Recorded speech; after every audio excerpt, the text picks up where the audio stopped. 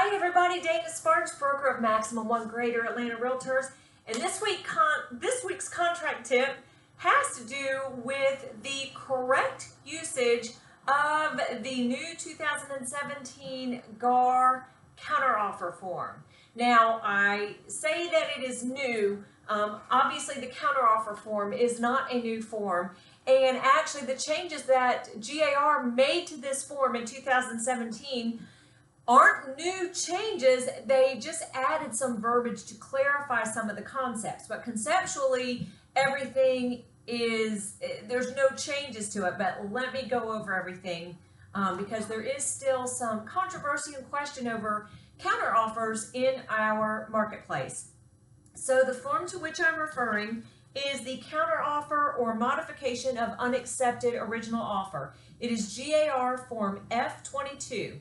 And in 2017, a few of the changes are, they've reordered it, and again, overall, GAR in their 2017 overhaul of the purchase and sale agreement, they really attempted to add verbiage and rearrange some of the sentences in order to clarify some of the concepts that have always been in existence, but just to clarify them for our co-op agents, for our lenders, for our closing attorneys, and for our public. So a couple of the changes on the counteroffer form in the 2017 printing, you have the that this is a counteroffer to the original purchase and sale dated, and you fill in the blank of the offer date from the purchase and sale, which would be the original offer. And then they've added the sentence or the phrase, including all exhibits attached hereto or incorporated by reference. Then what they have done is they have lettered the other concepts that go along with a counteroffer. Again, nothing has changed legally, nothing has changed conceptually. GAR has just reordered things and spelled it out a little differently to clarify these concepts to try and clear up some of the confusion in our marketplace. So letter A says previous counteroffers rejected. Any and all previous counteroffers made by either party are hereby rejected and are not considered part of the agreement. B, relationship between original offer and this counteroffer. The original counteroffer is hereby incorporated by reference into this counteroffer. However, the terms of this counteroffer shall modify and control over any conflicting or inconsistent provisions contained in the original offer. C, effect of accepting this offer. When this counteroffer is signed by the buyer and the seller, and a copy of the same is delivered to both parties, a legally binding agreement shall be formed. Since the original offer, including the exhibits, is incorporated by reference into this counteroffer, only this counteroffer needs to be signed to create a legally binding agreement between the parties. And then D, clean copy of the agreement. At any time prior to closing, either party, if so requested by the other, shall sign a conformed or clean copy of the agreement combining the terms of the original with the controlling and supplemental provisions in this counteroffer into one document. And then it has a fill in the blank for purchase price, closing costs, closing date, so forth and so on, and then a place for any other modifications. Then the only other thing that GAR added this year is at the bottom a place for the buyer and the seller to initial on the changes on page 1, and then page 2 is the signature page as normal. So let's talk about all of this. So the controversy in our marketplace has been signatures and initials, especially on the exhibits.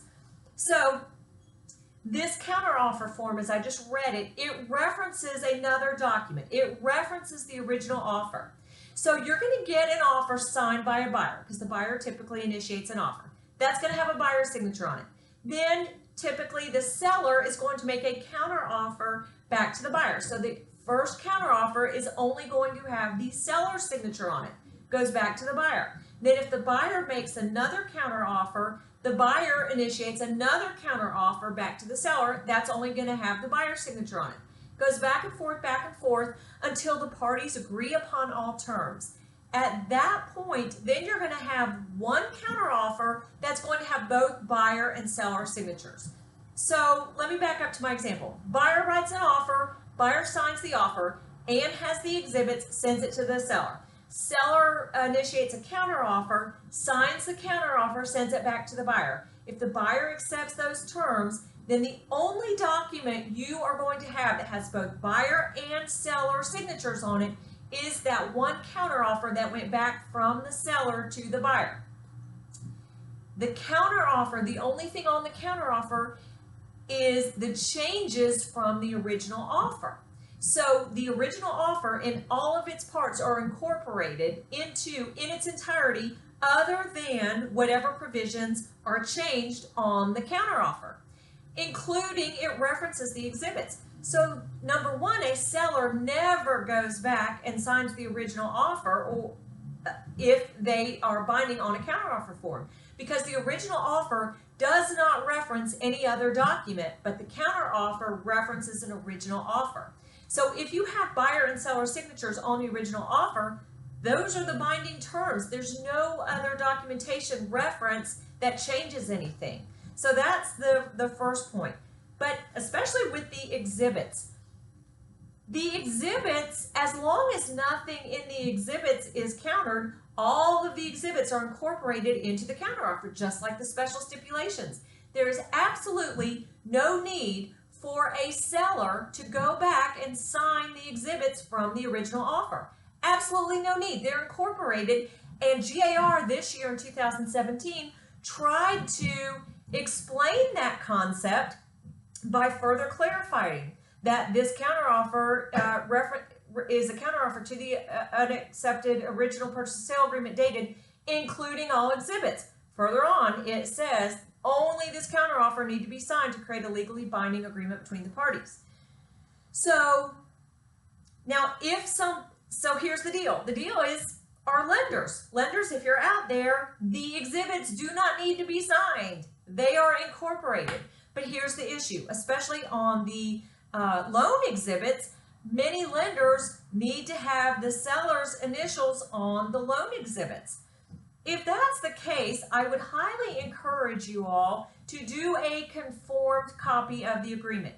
And what a conformed copy of the agreement is, we also talk about it as a clean copy, is one of the parties, buyer's agent or seller's agent, goes back, rewrites all of the terms that have agreed upon between the buyer and the seller on a brand new purchase and sale agreement that incorporates all the terms that everybody had agreed upon. If you do this, please, please, please, I beg of you, your brokers all beg of you, all the parties beg of you, use this special stipulation. GAR has a special stipulation that is special stipulation 622, and it is called the Conformed Copy of Agreement. And it states, buyer and seller acknowledge that the above agreement is a conformed copy of an agreement between the parties dated such and such. In the event of any conflict between this conformed agreement and the original thereof, all parties agree that the original agreement shall control. Very important for you guys to include that special stipulation on a clean copy of the terms. So that would be my first suggestion to you if a lender or either of the parties wants your seller's initials on the exhibits. You can, as long as nothing in the exhibits has changed, you can have the seller go back and initial the exhibits, even though it is not required. It's not required legally, it's not required in the contract. However, the lender has to process the loan, and so in the interest of getting it done, I would do a conformed copy. But be very, very careful when you guys are doing a counteroffer, especially when the buyer is getting an FHA-insured loan.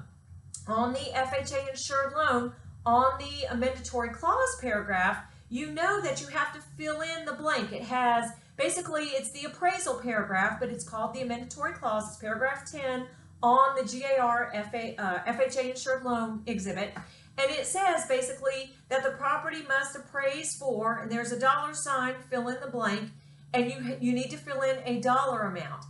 And then it goes on and on about the terms of the appraisal. If the property doesn't appraise for that price, the buyer may proceed with the purchase and sale and has to bring cash for the difference, or may terminate under no penalty. So remember, you agents, especially on an FHA-insured loan with the GAR forms, if you're going back and forth on a counter, and let's say the buyer writes an offer for a sale price, let's say the buyer writes an offer for a sale price of $225 on an FHA-insured loan, fills in $225 on the FHA inventory clause paragraph. You guys can't put sale price in there. It has a dollar sign, so you have to put in numbers.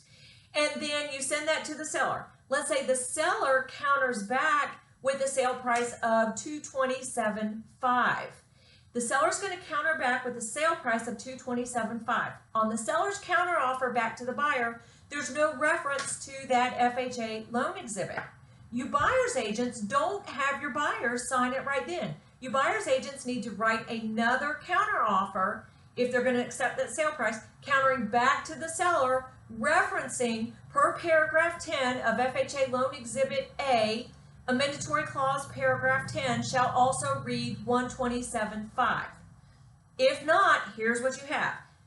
Buyer writes an offer, Buyer writes an offer $225. Seller with an FHA loan exhibit filled in $225. Seller writes a counter offer, back sale price $227.5, no reference to the FHA loan exhibit.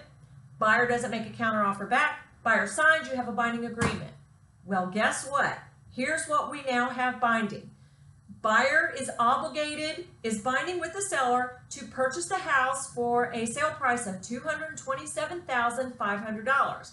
However, it only has to appraise for $225,000 because the buyer never countered that in the counteroffer form for that exhibit.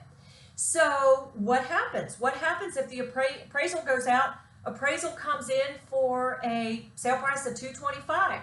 Buyer may not terminate that contract.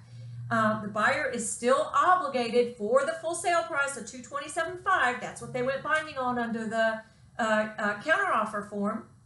But we have a $2,500 difference in the appraisal price. So the buyer is obligated to bring cash for that difference. Or if the agent didn't protect the buyer properly, many times, unfortunately, agents are kicking in that difference. So now a couple things. Number one, especially on that FHA loan exhibit, make sure that you counter those terms if the sale price gets countered. Number two, no way on earth is the seller now, in this example, no way on earth is the seller going to go back and sign that FHA loan exhibit. Well, the seller would at $225, but the buyer's going to say, no, the FHA loan exhibit should be $227.5. That was not countered. So, bottom line is just be careful, especially on the FHA loan exhibit. But the counter offer in and of itself does incorporate all parts of the original offer other than what is countered on that counter offer form, including exhibits and special stipulations. If one of the parties, or more specifically a lender, asks for all parties' initials on all the exhibits, my suggestion to you is go back and do a conformed copy and make sure you use that GAR special stipulation referencing that as a conformed copy. Thank you so much for watching. Dana Sparks, broker of Maximum One Greater Atlanta Realtors, satisfying your needs with service, innovation, and education.